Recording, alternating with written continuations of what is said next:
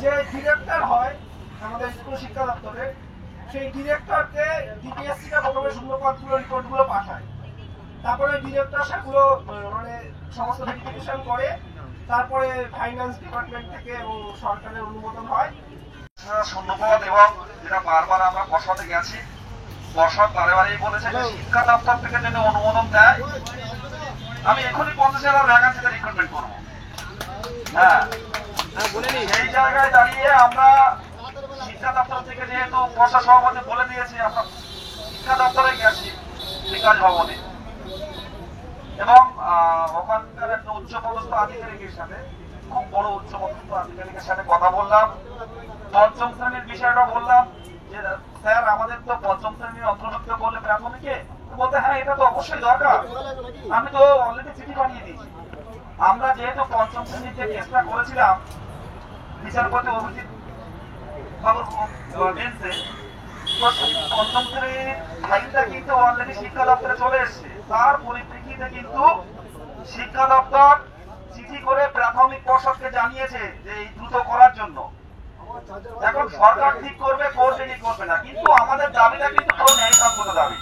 আর এই পঞ্চম শ্রেণীতে যদি প্রাথমিকে পঞ্চম শ্রেণী আসে, এক ধাক্কায় 40 থেকে 50,000 শূন্যপদ তৈরি হবে।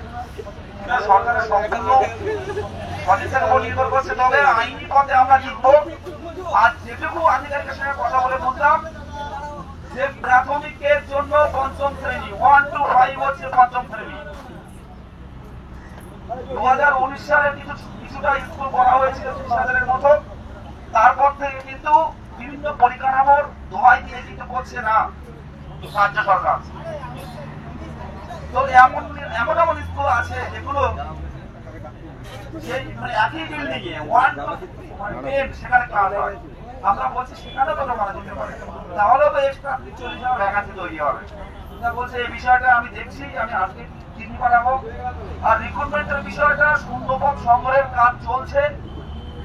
তবে এই বিষয়ে চূড়ান্ত কথা কিন্তু পর্ষদ নিজেই বলবে, প্রাথমিক পর্ষদ। খুব ভালোভাবে প্রায় 1 ঘন্টা ধরে আমরা কথা বললাম। বিভিন্ন কেসের ডিটেলস এবং পর্ষদ এবং বিকাশ ভবন কবে কিভাবে কোন নোটিশের মাধ্যমে কি জানানো হয়েছে সে বিষয়টা কিন্তু আমরা আলোচনা করেছি। আর আমার বলা হয়ে গেছে, মোহিত কিছু বলুক বিস্তারিত। 2022 সালে এবং 2020 সালে নিয়োগের যে রুলসটা, ওই রুলসে একটা জায়গায় ছিল এক্সেপ্টেড ক্যাটাগরি ক্যান্ডিডেট না পাওয়া গেলে সেই শূন্যপদ ফাঁকা রেখে দেওয়া হবে, পরবর্তীকালে এক্সেপ্টেড ক্যাটাগরি থেকেই নেওয়া হবে, তারপরে ফাঁকা থেকে যাবে। এবং এটা কিন্তু অনেকে অবগত ছিল না, অনেকে নজরেও আসেনি, অনেকে এগুলো খেয়াল করে না। অনেকদিন আগে এটা খেয়াল করেছে এবং বারবার সভাপতিকে এবং সভাপতি যে ল অফিসার তার সাথেও বৈঠকে বলেছি। ওনারা বলেছেন রুলসটা আমরা তৈরি করি না, রুলসটা শিক্ষা করে, এটা হয়তো ভুল করে হবে। এবার ওটা ভুল হলে সেটা এতদিনে একটা নোটিশ দিয়ে কারেকশন করা উচিত ছিল, সেটা করেনি। এবার এখানে বিপদটা কোথায়, যেহেতু ওটা রুলসে রয়েছে, তো 100টা সিটের মধ্যে 33টা সিট কিন্তু এক্সেপ্টেড ক্যাটাগরি হয়। সেখানে যদি শূন্যপদগুলো ট্রান্সফার না হয় নিয়োগের ক্ষেত্রে, তাহলে তো অনেক শূন্যপদ ফাঁকাই থেকে যাবে। কিন্তু আমরা দেখলাম যে চলতি প্যানেলটা বেরিয়েছে, সেখানে ক্যারি ফরওয়ার্ড হয়েছে, সেটা ফল ছিল নিয়মে। সেই বিষয়টা শিক্ষা দপ্তরে আজকে জানালাম। যিনি ওই সিদ্ধান্তে সই করেন, ওই রুলস যিনি পলিসি মেকার, যিনি সিদ্ধান্ত নিয়ে সই করেন, তার সাথে বৈঠক হয়েছে। তিনি জানালেন যে এই রুলস পর্ষদ দিতেই পারে না। পর্ষদ যেটা দিয়েছে সেই নোটিফিকেশনটার কোনো ভ্যালিডিটি নেই, কারণ সেখানে তার সিগনেচারই নেই। তিনি আমাকে অরিজিনাল যে রুলসটা অ্যামেন্ড হয়েছিল 2020 সালে, সেটা 2 পাতা, একটা জায়গায় অ্যামেন্ড হয়েছিল, সেটা 2 পাতা, সেটা আমাকে দেখালেন যে এই যে আমার সিগনেচার রয়েছে এটা হচ্ছে আসল। পর্ষদ সেটা নিয়ে টোটালটা একটা নিজের মতো করে দিয়ে দিয়েছে, সেখানে কোনো কিন্তু সই নেই, মেমো নাম্বার দিয়ে রেখেছে, ওটা ফলস। তো এই ক্ষেত্রে কোনো অসুবিধা নেই, এক্সাম্পটেড ক্যাটাগরি ফরওয়ার্ড হবে। আর শিক্ষা দপ্তরের যেটা বিষয় শূন্যপদের বিষয়টা, সেটা নিয়ে তো শিক্ষা দপ্তরকে বললাম। শূন্যপদের বিষয়টা আগে থেকেই জানতাম যে ডিরেক্টর হয় আমাদের স্কুল শিক্ষা দপ্তরে, সেই ডিরেক্টরকে ডিপিএসসিটা প্রথমে শূন্যপদগুলো রিপোর্টগুলো পাঠায়। তারপরে ডিরেক্টর সেগুলো মানে সমস্ত ভেরিফিকেশন করে, তারপরে ফাইন্যান্স ডিপার্টমেন্ট থেকে এবং সরকারের অনুমোদন হয়। তারপরে সেটা পর্ষদে ফাইনালি পাঠানো হয় এবং এটা সমস্ত ডিপিএসসির হলেই সমস্ত ডিপিএসসি যতগুলো আছে সব ডিপিএসসি থেকে রিপোর্ট আসার পরেই ফাইনাল ভাবে কিন্তু পর্ষদে পাঠানো হয়।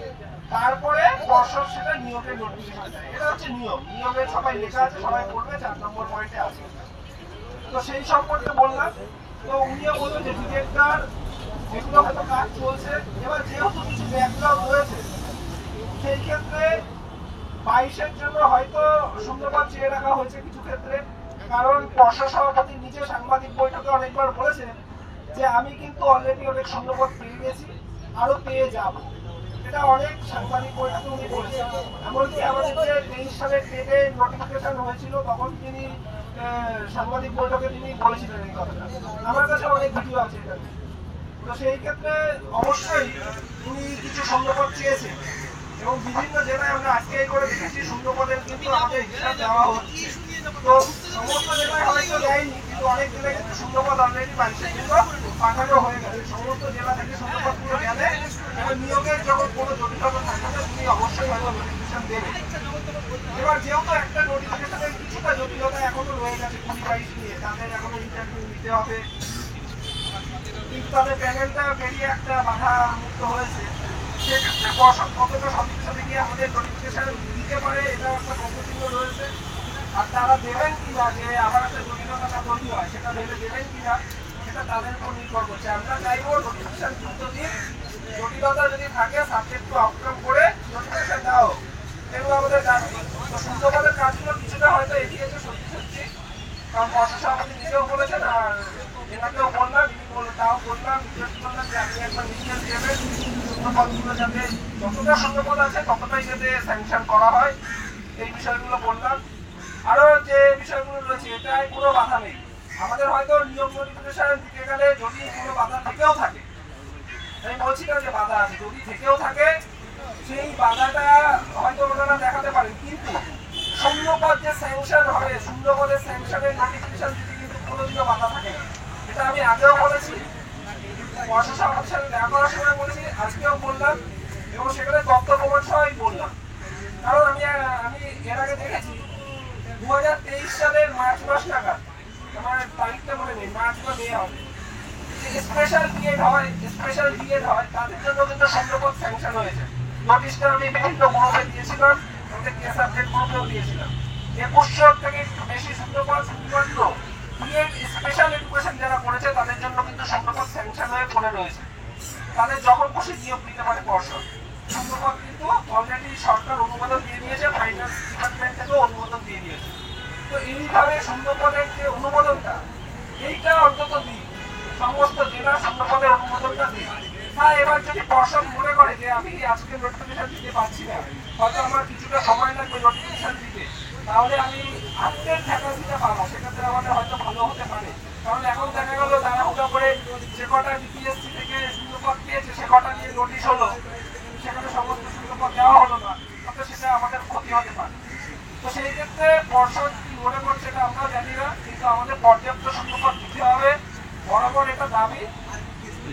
আর ভ্যালিড যে ক্যান্ডিডেটগুলো পড়ে রয়েছে সেই সমস্ত বিষয়গুলো বললাম, উনি তাও নোট ডাউন করে লিখে নিয়েছেন যে আমাদের 2023 সালে যে নোটিশ সেখানে 3টে প্রশিক্ষণ শুধুমাত্র ভ্যালিড, একটা ডিএলএড 2 বছরের, একটা ডিএড স্পেশাল এডুকেশন, আর একটা হচ্ছে আমার 4 বছরের ডিএলএড। এই 3টা হচ্ছে ভ্যালিড। কিন্তু আমাদের 2022 সালে প্রত্যেকে জানো যে অনেকগুলো 6টা এক্সট্রা ভ্যালিড করে দেওয়া হয়েছিল প্রশিক্ষণ, যেরকম certificate diploma education, bachelor diploma education, diploma physical education, diploma in physical education, এই 3টে ছিল। তার সাথে বিএড ছিল আর বিএড স্পেশাল এডুকেশন ছিল, আর এনআইএস থেকে যারা ডিএলএড করেছে তারা ছিল। এই 6টা প্রশিক্ষণ আরো অ্যাড ছিল, যুক্ত ছিল। যেহেতু সুপ্রিম কোর্ট এনআইএস ডিএলএড বাদ দিয়েছে, যেহেতু supreme court BEd special education বাদ দিয়েছে, আর কলকাতা হাইকোর্ট থেকে বিএড সার্টিফিকেট আর ডিপ্লোমা ফিজিক্যাল এডুকেশন বাদ পড়ে গেছে। তাই এদের বাদ দিয়ে কতজন স্টেট পাস করলো সেইটা সরকারের পর্ষদের উচিত প্রকাশ করা, সেই দাবিটা আমরা রেখেছি, আগেও অনেকবার রেখেছি এবং সেটা নিয়ে আমরা কিন্তু অলরেডি মামলাটাও গেছি, মামলা হয়ে আছে। অভিজিৎ গাঙ্গুলির বেঞ্চে ছিল, কিন্তু এখন সেটা হয়তো ট্রান্সফার হয়ে রাজস্বের মধ্যে ঘরে আসবে।